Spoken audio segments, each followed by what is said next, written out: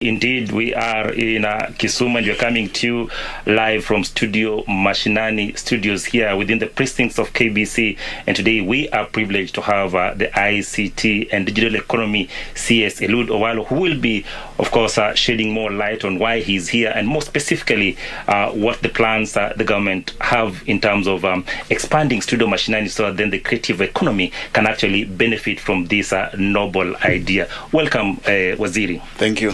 Give us an overview of what Studio Mashinani is. Studio Mashinani as a concept is aimed at tapping into the untapped talent at the grassroots levels within the creative economy. We have quite a number of youth with a lot of potential in areas like music, but who do not have access to finances for purposes of recording. So this is actually what gave birth to the Studio Mashinani concept, that why don't we go out where the talents are and see how as government, through the Studio Mashinani concept, we can support the youth who have got the talent, but they don't have the wherewithal to record their music. So far, so good. But there's still a large number out there that are yet to understand what exactly needs to be done in terms of accessing these facilities. How then do we reach out to these people so that then more and more of them can actually come out and access these services? It calls for massive sensitization. You see, the registration process for purposes of recording is done through the Ajira portal. So we need to sensitize the youth on procedures. First of all, the concept itself, so that they understand the Studio Mashinani concept. And then two, the registration procedures. What process do they need to go through for them to be eligible for purposes of recording at our Studio Mashinani outlets? Most of them have actually been coming here, and we get some of them coming as far as Pokot. In fact, today we just have one youth who is coming from Pokot. How then do we ensure that they don't travel such long distances in terms of expansion of these facilities to get? As we speak, we have got 7 studio outlets within the counties. We want to have a minimum of 1 Studio Mashinani outlet in each county, so that you don't have the youth traveling to far and wide for purposes of recording. We want to devolve this as much as possible. For a start, we are targeting to have 1 studio in each and every county, but in the foreseeable future, we advise a situation where we should be able to have 1 of the Studio Mashinanis in each and every sub-county. Managing of art is a bit complicated, and a talented youth out there or any other person will be asking themselves, when I go to KBC or I go to Studio Mashinani to actually record my music with them or even do film with them, how then do I get to benefit, and how does KBC benefit, or the government, or once I walk in, this is my product and I walk away with it? You see, we are governed by the copyright laws. The right lies with the owner of the music itself. Ours is to facilitate the recording, and as KBC, we are doing it for free. Okay, so there's the government's intention to support the youth who have got talent, so that they exploit their full potential, but not to use the youth as a source of revenue in this regard. So as much as possible, we will try as much as possible to ensure that this is done, the production is done for free. One major component that will actually facilitate access to information that regards Studio Mashinani and eventually exploitation of those talents is internet. And I understand that there's a grand project, the digital superhighway. How far are we, and what exactly is going on, and how quickly are we likely to start benefiting from it? Well, the digital superhighway is a reality soon. We have already backed on it. We envisage to roll out 100,000 kilometers of fiber optic cable. We have already mapped out all over the country where the cable is going to be laid out. We have already agreed at government levels with various players, stakeholders, as to what quantum the relevant entities are going to achieve or to roll out. Our target as government is to roll out 52% of or 52,000 kilometers for that matter, while 48,000 will be done by the private sector. We have, based on the mapping that we have done, that target of 100,000 kilometers is realistic and achievable, and I can state without fear of contradiction that we will be able to meet the target as advised. We will have internet everywhere, but also with specific regard to the youth, we are taking free internet to those areas where the youth are domiciled but are hitherto not enabled by way of internet. And what we are doing is that, apart from talking to the telecommunication companies to reduce the cost of data, which we are having at a different level, we are actually taking free internet to various parts of the country where the youth are domiciled, so that we don't have a situation of the youth having the talent, but they cannot get involved in digital entrepreneurship or digital jobs because of lack of internet. We envisage that we are going to roll out 25,000 free Wi-Fi hotspots all over the country. For a start, we have already rolled out 3 in Nairobi. We have done one at the City Market. We have done one at Mudhura Market. We have done another one at Kenyatta Market. We have done another free Wi-Fi hotspot in Nyeri. We have done Kapsabet, and we have done Kericho. We have done Ahero. We have done Bondo as well, just to mention but a few. And these hotspots are not just for the youths to go sit there and chat. No. We want this to be utilized as a means of engaging gainfully within the digital space. There are a lot of digital jobs, but these digital jobs can only be gotten with internet in place, because you have to get into the internet to enable you be linked up with the digital jobs. Apart from the free Wi-Fi's, we are also setting up 1,450 digital hubs at the lowest administrative units within the ward. This is a space where the youth can get trained, get the requisite ICT skills, and then we reach out to tech companies so that we match them with the digital jobs within the digital space. We are also setting up digital laboratories within the TVET centers. For a start, we have already established and operationalized one at Kabete Polytechnic. As we speak, we have about 20 ready for launching, which from next week, but one, we will be, the whole of next month in March, we will be going on a launching spree of these digital hubs within the polytechnics. The polytechnics. Yes. Just for purposes of clarity, the opportunities available in that space is enormous. We had, for example, at Kabete, 2 youth who just did Form 4 last year. Based on the training that they have gotten, we have matched them up with digital jobs. One of them is earning about equivalent to 150,000, another one equivalent to about 200,000, and they actually get these earnings in the form of dollars. So the opportunities are enormous. Yeah, opportunities are enormous, but also a warning to the youth, because most of them are now engaging in cybercrime, and of course, that one, you see, there is nothing positive you can gain if you don't take risks. We are ready to take risks because the only jobs that we have are within the digital space. We no longer have the white-collar jobs, okay? The jobs that are existent are the digital jobs. But while we are rolling out the ICT infrastructure that we have embarked on, we are also on the flip side of it simultaneously ensuring that everything we are doing will be within the confines of the Computer Misuse and Cybercrimes Act, so that that space is properly regulated. As we speak, we have set up a multi-agency team consisting of all relevant entities within government concerned with cyber security, to ensure that we don't have unnecessary exposure by way of crime or unnecessary exposure by virtue of the youth getting tempted to get involved in other vices which are unacceptable. So that is being managed.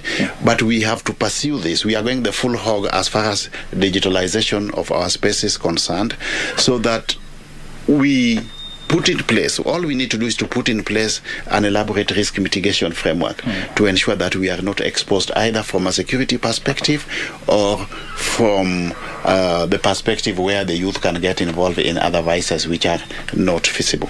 Before we move to the plans that you have in terms of revamping KBC, because this has been a pet project for you and you've talked about it over and again, I just want to know, or the listener or viewer out there would want to know, is it just about audio that is recorded here, or the government also has plans in terms of ensuring that those who have short films, documentaries, can actually access such facilities and actually realize their dreams of doing so?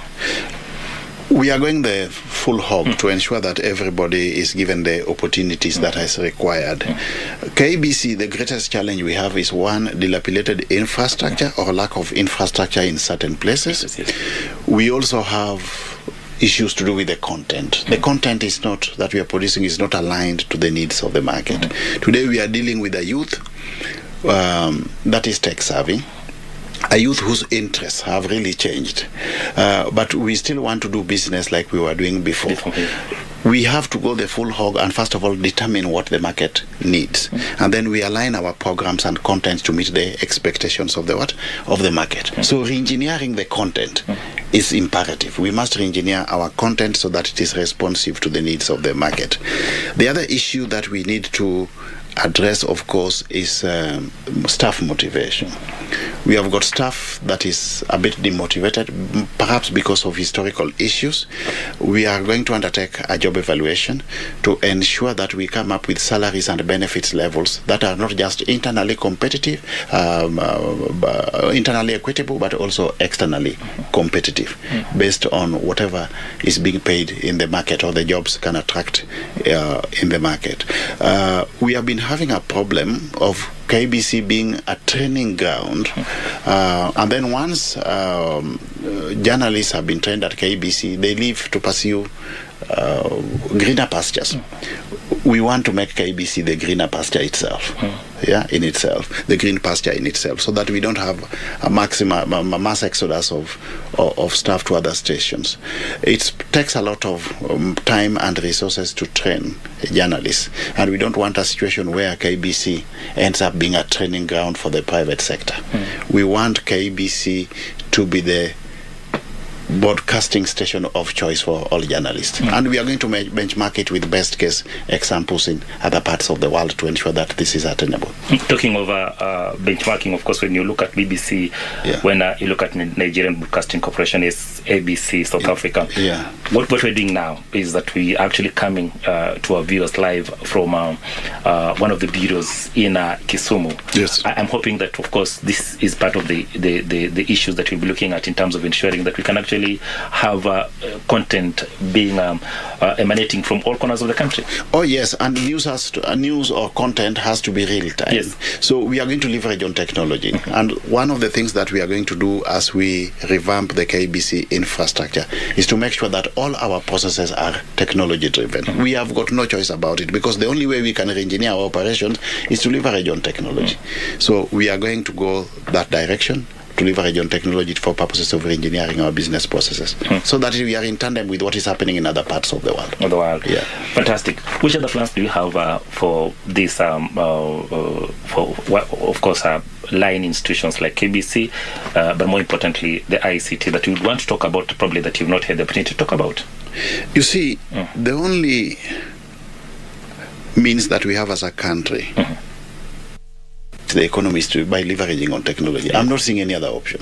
I'm not seeing any other option across the board. ICT is not just an enabler of all our thematic areas in the Kenya Kwanza development plan, but also a critical success factor.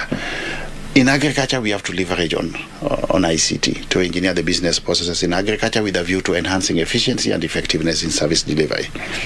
Within the small and medium enterprises, already we are leveraging on the technological platforms, existing technological platforms, to roll out the Hustler Fund. The Hustler Fund. We want to strengthen that and go a step further by ensuring that in the not too distant future, we will go into digital entrepreneurship, so that we are able to come up with cheap, smart enabled phones in the Kenyan market at a unit cost of about $40 per unit. Okay? So that the hustlers at the bottom of the economic pyramid are able to utilize smart enabled phones to exploit the massive potential that we have within the digital space. The other thing we are doing is to digitalize government services. We have already taken over the e-citizen platform. It is now a fully fledged government entity. We have embarked already on the process of onboarding other government services on digital platforms. When we took it over about a month ago, we were at 350 government services. As we speak, we are about 800 government services about that platform. It is our envisage that within the next 4 months, we should now be able to have about 5,000 government services about that technological platform. To facilitate optimal uptake of the technology that we are putting or introducing into the marketplace, we are also embarking on a massive digital skills literacy program, targeting members of the public, targeting critical sectors of the Kenyan public service, like the security apparatus, the teaching fraternity, the health services, the Kenya Revenue Authority, and so on and so forth, so that we have got optimal levels of uptake of the technology that we are introducing into the Kenyan space. We also want to go the route of e-commerce, okay? And to facilitate this, we are introducing a national addressing system that would ensure that we have got an appropriate framework through which, across the entire value chain, starting from the source of raw materials up to the market, we are able to leverage on coded ICT-enabled means of identifying location of premises, as opposed to the traditional way of doing business where we have got to physically transport goods and services. We are already working on the framework from a policy level that would facilitate this national addressing system. But one thing that we need to know again is that if the government is digitalizing all its services, then there is also no point of having members of the public physically visiting government offices to introduce themselves to get services. So we are also very soon introducing into the Kenyan market a digital identity. We are already benchmarking with various best case examples. Estonia is a good example, Belgium is a good example, Pakistan is a good example, India is a good example, and very soon we will adapt and customize the best case examples to meet our peculiar situation, so that we have got our own technological driven digital identity, so that using that, the government can know whom it is transacting business with from the comfort of wherever they are. The public can transact business with the government from the comfort of wherever they are. Our proposition is that by February next year, February 2024, this digital identity will be in place. Is it different from what we did a couple of years back, the Huduma number, or is the idea of Huduma number? I don't want to call it Huduma number because we don't want to carry forward the baggages associated with Huduma number. But looking at it from a conceptual perspective, the idea was that we need to have a digital identity. Yes. You can call it any name. I'm not going to call it Huduma number because we are not carrying forward that. But it had its own pitfalls because of the way it's introduced. First of all, the timing was wrong. Huduma number was introduced at a time when we were moving towards the general elections, and people associated with perhaps plans associated with some ulterior motives related to that general election. We are starting this very early. There is no politics involved in this. We are basically thinking of ways and means of enhancing service delivery to the people, that we need technological platforms to identify the people, and technological platforms to enable therefore the people to transact business virtually from the comfort of their houses or wherever they are, and consume government services at optimal levels. But anytime you are introducing change, there is need for adequate sensitization. So that will be the starting point. People need to know why we are going the route of digital identity. People need to know how it will affect them. People need to understand the impact and the benefits. Okay? So that is what we are going to do. We are going to have a comprehensive communication strategy around the digital identity concept, so that people own it for purposes of successful implementation. Fantastic, Wazir. Of course, that is quite comprehensive. And just before we finish up, I saw you shaking your head to the music that has actually been produced out there. Yes. Quite entertaining music, right? Oh, yes, absolutely. So you actually put a seal of approval for what is being done here. Oh, yes, absolutely. Yes, we encourage those with talent to get into the Ajira portal and register, so that they can get the opportunity of getting support from the government through the KBC studio Mashinani to have their music recorded. This is a massive opportunity, and we have got a lot of talent within this creative economy that goes unexploited because of lack of the opportunity to record their music. We also have not just music, we also have a lot of talent in that space of art, and the government again has got a lot of programs around around theatre and art and the film industry, that with a view to exploiting the potential that we have within our youth. Yes. Thank you very much, Waziri. That is quite comprehensive. That is Waziri Eliud Owalo expounding on to us what exactly his ministry is doing in terms of exploitation of the creative economy in this country, but more so what the plans that the ministry has in terms of ensuring that the service delivery to all Kenyans is actually at the optimum level through ICT. I take it back to you, Wahome, and of course we'll be discussing more with the ICT CS, of course, so that then we can actually package stories for subsequent viewers and listeners in our subsequent bulletin. Back to you, Wahome.